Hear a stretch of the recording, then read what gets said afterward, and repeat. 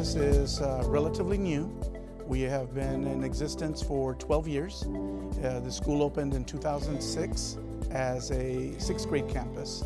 In 2007, it became an elementary campus, and we've been elementary ever since. So my campus is 100% indoors. There's no need for us to walk outside other than for PE. We don't worry about the elements. It's too cold, it's too hot, it's too windy, gnats, mosquitoes.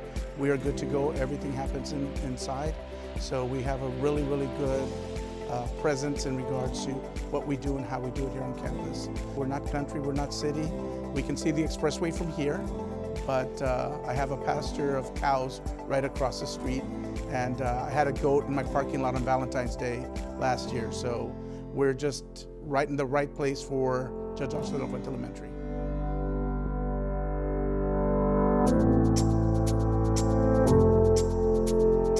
We have an after-school program this year that we've had the past 4 or 5 years, but we do offer chess, we offer gardening, we offer robotics. We also have a really good art program. In our art program, our teacher, Ms. Govea, is really good about getting our kids to participate in different art contests and competitions. We've been very fortunate that our kids have placed first, second, and third in lots of our different competitions, such as the Fire Prevention Poster Contest, the Thicket Contest that's held here in San Benito. Just recently, we participated in the Rio Grande Birding Festival, and so our kids do that. And it's really good for our kiddos to see themselves excel at something, to showcase their talents. Another program that we have that we feel really, really strong about is our Student Council and our Safety Rangers. Our Student Council is something that we've had here for many years, and we feel that it's a very strong group of our fifth graders that take leadership very seriously. They work on making sure that we have community-minded activities to heart. Our kiddos participate in the food drives, the toy drives, Ronald McDonald Charities, the pull can tab drive. And so we want our kids to understand that, you know, what we do here is not only learning academics in the classroom, but something that's going to carry over when they do become older, they do reach middle school, high school, and then of course when they serve the community. Our safety rangers are our indoor school safety patrol.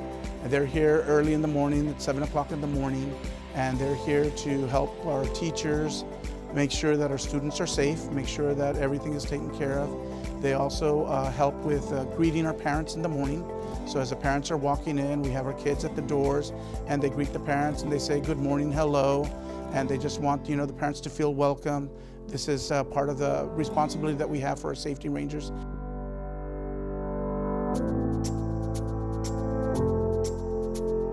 One of the initiatives that we're really pushing this year is our counseling. Mrs. Lozano, our counselor, has been really involved in making sure that all of our students have the skills that they need to be socially, emotionally ready for whatever life throws their way. It's very different now, the times that we live in, and kids have to cope with a lot of things, and she wants to make sure that our students are prepared for anything and everything. So one of the things that she's been working with is our growth mindset. She's also been working with mindfulness and goal setting for our students. That way they know what they need to look forward to as we go forward. She's also very good about including the parents in everything that we do. And so she has a career cafe where she invites our students and parents and guest speakers to come in so they can see what careers are available. Another initiative that we're looking at is the instructional projectors that were purchased by the district. One of the things that we see is that our kids are more engaged because they're actively participating in what goes on in the classroom. We are finally moving from the 20th century education to 21st century education. Our kids are used to using their iPads, their phones, and so now the projectors that we have in the classrooms, they're interactive, and the students can go up and they can touch the screen and get content and move data around to meet their needs.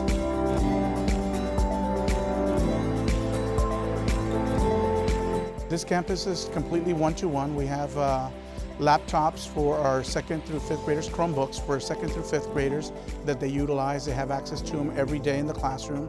Our little ones in pre-K through first grade, they have access to iPads. They also have them available in the classroom, and so they're there for them to utilize every day. The teachers can assign something where the students have to use the laptop, the Chromebook, or the iPad, and the students have the information at their fingertips. One of the things that we've noticed is that that engagement that our kids have when it comes to utilizing that technology, it keeps the kids interested. It's exciting, it's engaging. The teachers don't have loss of instruction time in regards to what is being done, or we need to transition from one to the other, because the kids come in and it's a big deal for them that they're going to be using the Chromebooks, that they're going to be using the iPads. Our students are digital natives, so that means that they've started with access to technology that we as adults didn't have at their age. So they walk in, I see 4-year-olds, 5-year-olds with, playing on mom's phone, playing on the iPads. Our kids have that opportunity to do that, and we as the adults, we're trying to keep up with that and make sure that we're on top of it, because what we want to do is we want to make sure that we have the knowledge base to provide the applications that our kids can use for instruction, that we can provide those applications that they're going to be utilizing when they get to college and when they're ready for their careers.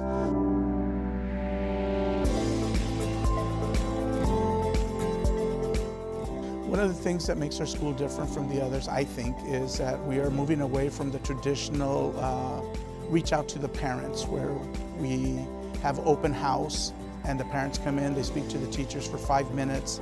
They either come in and they learn that their students are doing well or their students are doing poorly. And one of the things that we have found out here on our campus is that a lot of our parents don't want to come to the campus because they're afraid that they're going to be told something by the teachers regarding their children and how successful or not successful they are.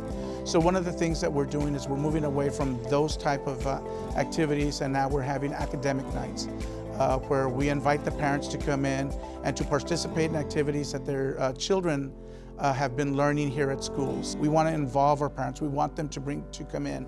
We want the grandparents to be involved. We want the whole parental component to understand that we're here for them and we work together, the parents, the students, and the teachers. And so by doing these kind of activities, we find that we get more bang for our buck, that we do have more of our parents involved, more of our parents engaged. We have every kind of social media available. Our teachers are using Class Dojo. We use Remind, we use School Messenger, and we want to make sure that if we have an event or an activity or something going on in campus, that we're getting the word out to our parents. We want them to feel comfortable and know that we're doing what we can so they're aware of the things that go on. And want to change the narrative of that, well, we're a city school or we're a country school. You know what, we're a good school. And we want everyone to know that, when their children come to Judge Oscar de la Fuente Elementary, that they're getting the instruction, the support, the care, and the love that we can provide as a school during the time that their parents are at work or at home. If they send their children to our school, they know that they're safe, they're being educated, and that we're preparing them for career and college.